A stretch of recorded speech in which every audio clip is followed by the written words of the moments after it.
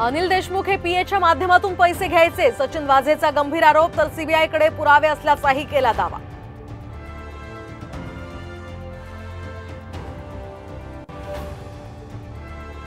चंद्रपुरात ठाकरे गटाच्या युवासेना जिल्हा प्रमुखाच्या घरात सापडला शस्त्रसाठा, 40 जिवंत काडतुस, 1 तलवार आणि 1 मॅगझिन जप्त।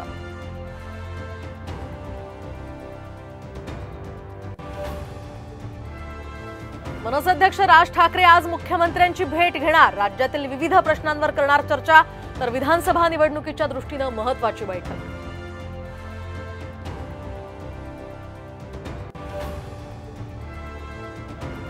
उद्धव ठाकरेंचा 2 दिवसांचा पुणे दौरा, शिवसंकल्प मेळाव्यातून आता काय बोलणार याकडे लक्ष।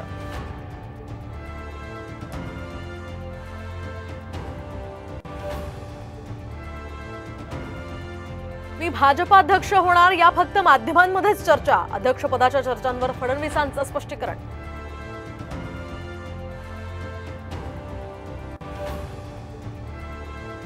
मावळच्या जागेवरून महायुतीमध्ये ठिणगी पडण्याची शक्यता, भाजपच्या बाळा भेगडेंकडून बंडखोरीचे संकेत, सुनील शेळकेंना विरोध दर्शवत घड्याळाचा प्रचार न करण्याचाही ठराव।